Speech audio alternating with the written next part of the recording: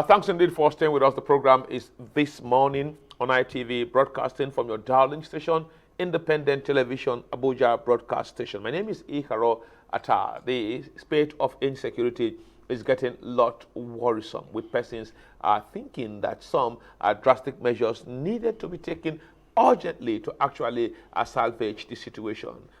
Yesterday alone, we saw attacks in parts of Bauchi State where telecom facilities were destroyed by armed men suspected to be members of the Boko Haram terrorist group that infiltrated from some parts of Yobe State. Well, there was also kidnapping in Ibarape, where some ranch owners were said to have been abducted. In some parts of the country, there were also reports of insecurity, while worrisome is the fact that some persons kidnapped have not been released.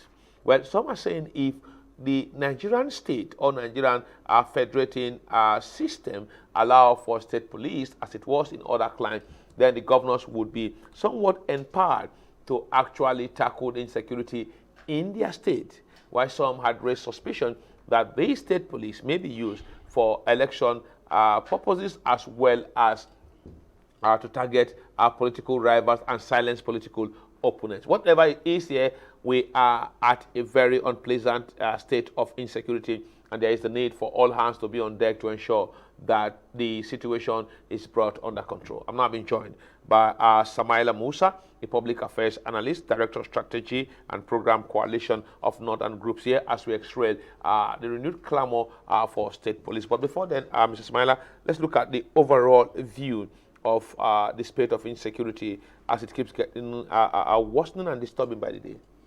Okay, first, I think the number one question should be asked is actually, where is the president of Nigeria? You know, it doesn't seem to be on ground. But you have seen him on state. Yes, you see, the problem is we keep getting calls every day. I have friends from the southern part of Nigeria who are not in Abuja, or, because they know most of the times we are here, they keep asking, but please, Samaila, are you sure the man is alive? But we see him alive. The point is, you see, the recent happenings keep making people to really say, oh, even people who felt, oh, that time they were saying the man is not alive was just a propaganda. They were now beginning to ask, really, are you sure? But we have been seeing him alive. No, this is the point I'm making. I know, they are asking because they really wanted action. Based on his pedigree. Okay. And they felt, you understand, that the Buhari we heard about, are you sure is the same man occupying that seat? Because it's another question to say, oh, you are seeing somebody else on TV. Okay, but now, I'm sorry, I just want to get your view, just a little, sorry for interjecting here. Look at the security situation point by point. What's your assessment? It's very, very poor. It's something that, you know, you will shed tears whenever you think about it, because it doesn't seem there's any security in place. Every facet. But if you look at it clearly, we have every security agencies deeply represented here. If you go to any states, you find large thousands of policemen, soldiers, civil defense, Air Force, Navy, and all of that. Doing what? They are not coordinated. What are they doing? It's not the quantity we're talking about. It's the quality. If you have 5 million police officers who are redundant or more or less, you know, not adding any value to the security system, of what value is that? Really, because you need to look at it and say, what are they doing? What are the trainings they undergo, and how are they being manned in the first place? How are they being deployed? Who is in charge of gathering security reports? What are the security reports saying? You know, and how do you go about tackling it? Is it funding that is a problem? What is the funding? Who is monitoring how the funds are being disbursed and how they are being spent? To the letter. So really, it's a different thing to say, oh yeah, but you know, you see in the budget that so amount was budgeted and it was actually disbursed. Who is monitoring that? You don't just give somebody money and just go back to sleep. About budget tracking in the armed forces and the military. Both of them. You understand? Because it doesn't say, if we can't see results, I don't see anything happening. I need to see results. I think we need some kind of leadership that is after results. Enough of all this talking here and there, you know, having talk shows. gathering people in halls, just having a talk show, and after that nothing happens. You understand? There must be results. Before even going with all these appointments, you must bring them in to really feel their pulse. What do you want to do? We've said this over and over. Give me timelines of what you want to do. What you want, how you want to achieve that is left to you. Just give me the timelines that between now and so time, this is what I want to achieve. How much do you need for that? You understand? If that is in place, then if I'm not getting the result in 6 months, you are out of the place. So you will be forced to now start pinpointing where these things are not being done. I'll give you an example with a private guy. I don't want to mention name. He told me he's working with a telecoms company. He said the CEO of that company, once there's a problem with the network in maybe a particular state, the first question he asks is, who is saddled? Who is in charge? What's the problem? They say, oh, it's diesel that is the problem. Who is responsible for diesel? They say, oh, so person didn't supply or something. Right there on the spot, the person is fired. Whether it's an engineer that is supposed to follow up on that didn't do that, he's fired. You already know that you are fired. So if people know all these things, they begin to sit up and do the needful. You understand? So it's different when you like all this lackadaisical attitude of both the person who is doing the appointment and the people who are being appointed has to stop. Now, before I touch on state police proper now, what would be the role of the states and the local government? Because we know for sure that at a certain point, there is so much issues around the challenges, everyone putting the blame on the doorstep of the federal government here. But when we get to election period, all state governors, we want to shout that I'm the chief security officer. They shout it so much. You've heard some governors, when they had problems, they say, I'm the chief, the state belongs to me, I ensure that everybody is safe. But when it comes to the state we are now, almost all the governors appear to be doing this hand-washing thing. Okay, now, one of the number one problem that I can tell you with that is that for those states where they don't have history of all this violence, yes, the governors are used to, or they were coming on, but some of them have been around the former governors and all of that. They know that those security votes are solely the court of the governor. Why will it be so? Bad governance. You understand? They already know. So now that you are having this crisis, the governors, the money they felt, rightfully belongs to them, you want them to now start spending it on what? Because this is number one, that one is given. If maybe it's 20 billion that comes to the states monthly for security votes, whatever, they already know that this is where nobody will ask questions. You understand? In fact, it's like when you are doing what my people call adashi, where you do contribution. You understand? So that's given. He knows in a year, minimum I'll make so from security votes. So I can tackle this, that house I want to buy in London and the one I want to buy in the US, I can actually do it through that. So you want him now he has so much crisis in the state, he's finding it difficult to start spending that money to tackle that issue.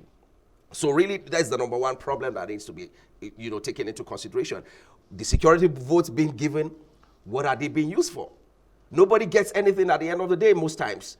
So you will now be forced to be saying you're waiting for the troops to be deployed. Of course, you and I know that has to be from the federal.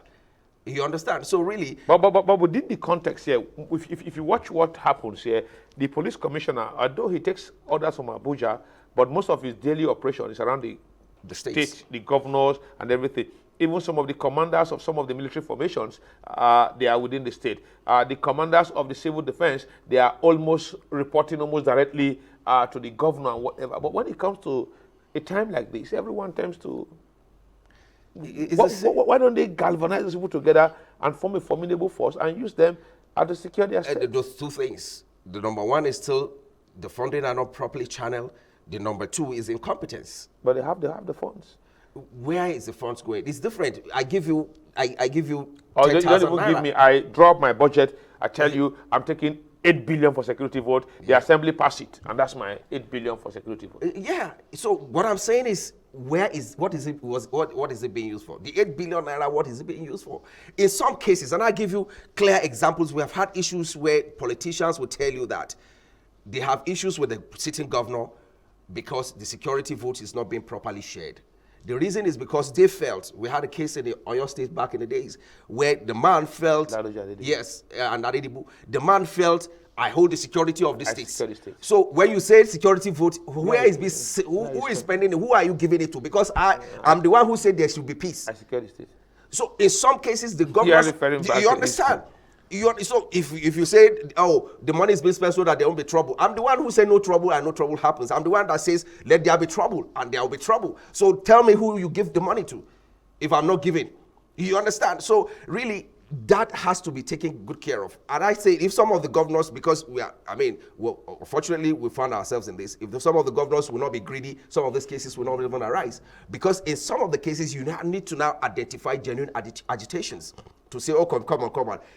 I don't need to spend times 3 of what I'm supposed to spend now. If I can actually settle these people and everybody will go to sleep. Your cattle will wrestle. How many cattle have been rustled?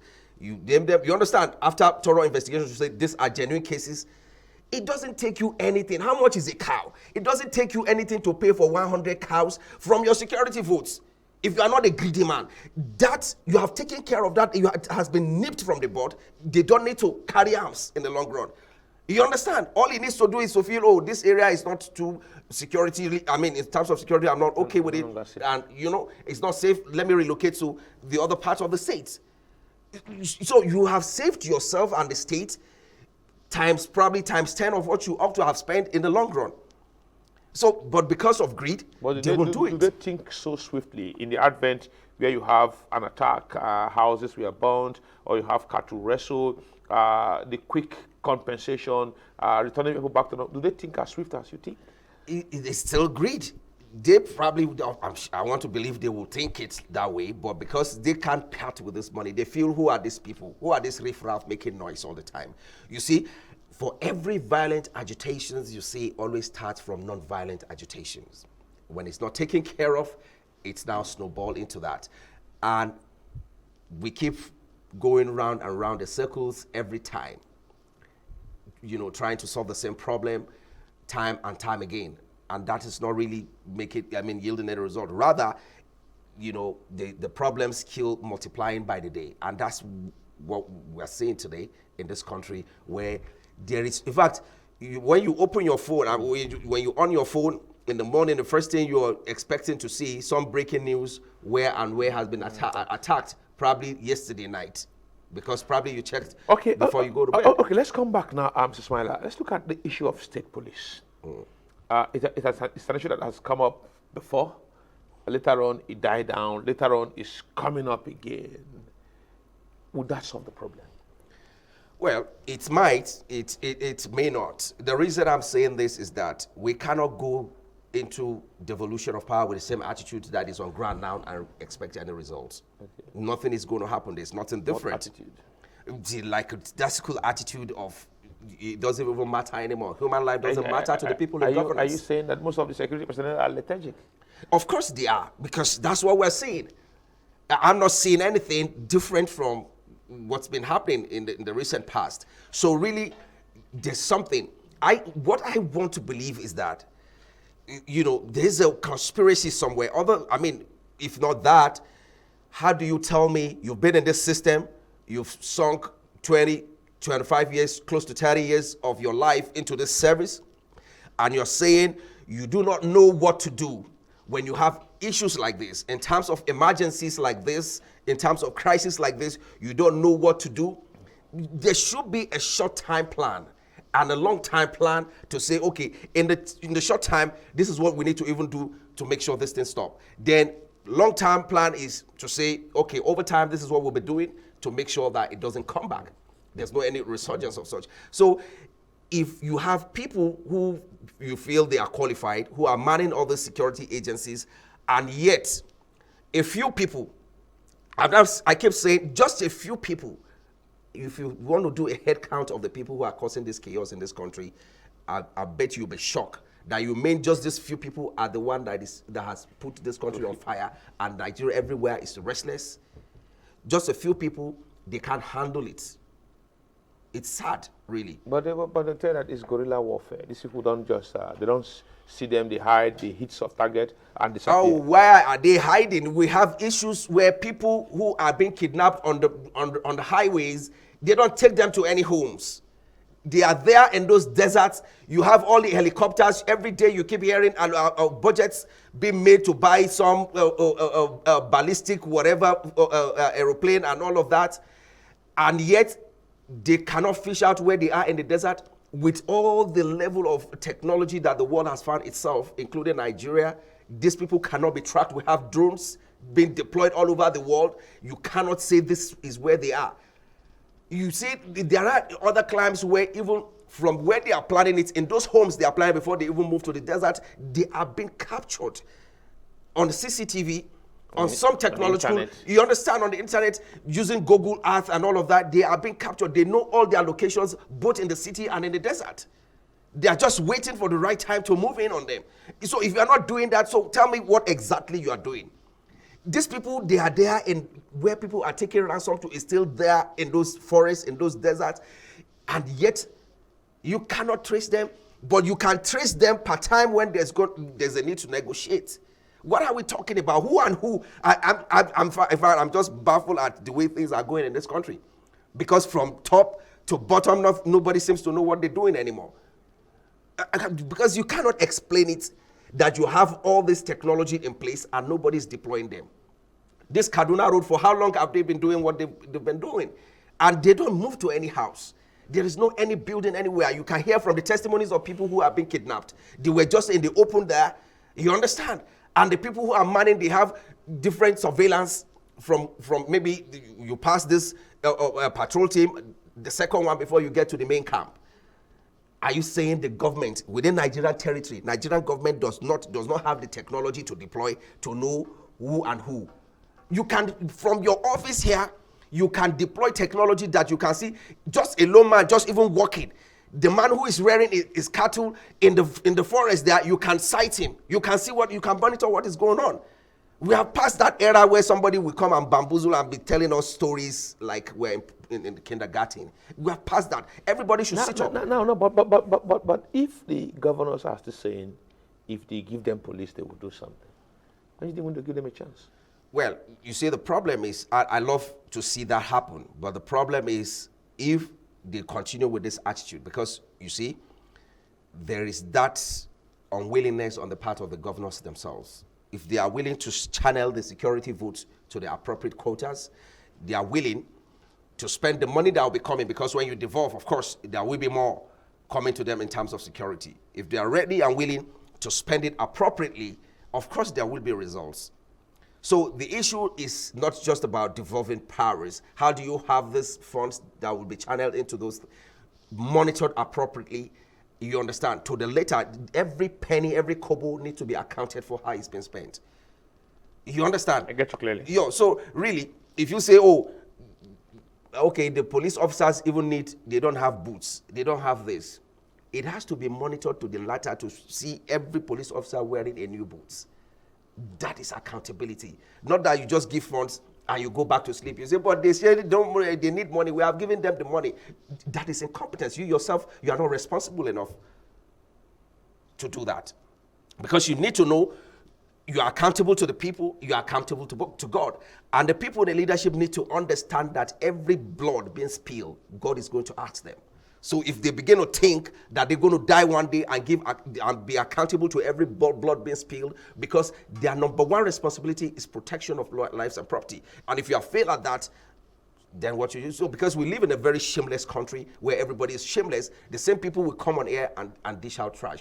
And I've not even been seeing anybody from the presidency really on ground apart from just dishing out statements. It doesn't work like that. In those countries where you have peace, it doesn't work. The moment anything happens, you see the president will fly down there on the spot within 3 hours. Once the security can clear the premises of any security threat, the president will land there to assess the spot where these things happen, and right there he will issue statement that everybody will feel alive, that yes, they are going to get these people. It inspires you that you are living in a country that has a future. But even the state governors in the states don't go there. Why That's don't the they problem, go there? because because when you have a weakness from the top. Let me tell you why. Yeah. Because somebody have asked the question that when something happened in my state, and cattle were rustled, people were killed, they were reprisal. And as a governor, who you sit down, you want to blame the president, and you want to blame that apparently to get popularity. But you did not even take your time with the routine of military men, policemen around you to go and see for yourself. That's exactly the point. Because the governors will quickly come, get a press conference, shift it to Abuja, while in their own state, they constantly have all the military formation around the government house, but you don't lead those convoy of Hiluxes to check the people. This is what exactly the point. If you as a governor knows that the president definitely will be coming around, you want to be the first person to go there. Some of these things is leadership. You see, some of the things affecting us even on the streets is because there's a problem from the top. You understand? You are not seeing that thing happening from the top, and so because of that, you feel that is now, the way to go. Funding state police,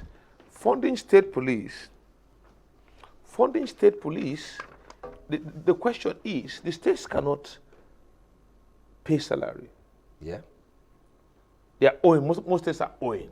Maybe you take Lagos, Rivers, Kano had cried that they cannot even pay 30% minimum wage. Can they fund state police? Well, where is the funding for state police coming from? To come from the state, because the states will now own the police. No, what I mean is the money most of the states you mentioned are using to even run their affairs. Where is it coming from? It's when they come to Abuja, they share. It's the same process. But unfortunately, we're not even talking about increasing the money now. If even the one that is being used, I mean, that has been disbursed in the past, it has been judicially used, we won't be in where we are. But quickly before I let you go, our time is flying. What was the role of the royal fathers? The problem is, you see, that institution has actually been rubbish to some extent. You understand? Where, gone are the days where royal fathers really have a say per se. Because when you look at some of these places, whenever the royal father says something, it even go beyond, or it overrules whatever even the governor of the state is saying. You understand? But unfortunately, where we begin to have this, process where it says once the state governor is not comfortable with what the royal father says per time, he can actually boot him out. So that deposing of the thing has become something that has rubbished that institution. So in some cases, you will find out that the royal fathers are the first point of attack. We've seen that happen several times. Some of the royal fathers have lost their lives due to insecurity. When the bandits come, they just go straight to his palace and want to, either abduct him or just kill him as a point of, just to send a signal. But quickly now, in all of this, do you see many persons believe there is hope that will come out of this? Well, we believe that we're going to come out of this. We believe so strongly, and that's why we keep hammering it, that let them wake up. Everybody's sleeping up there. Let them wake up. Let them own it. Let them own up to their responsibility and sit up and begin to work. They've been sleeping all this while, but there can be a miracle in the next 2 years if they want to. They can rectify all the mess. They can clear the mess they created before they leave. Okay, thank you very much, Sumaila Musa, a public affairs analyst here, Director of Strategy and Program Coalition of Northern Group. Thanks for coming on. We pray we are able to actually solve all the problems very quickly. We'll take a break. When we return from the break, we'll go to other issues on our program lined up for this morning.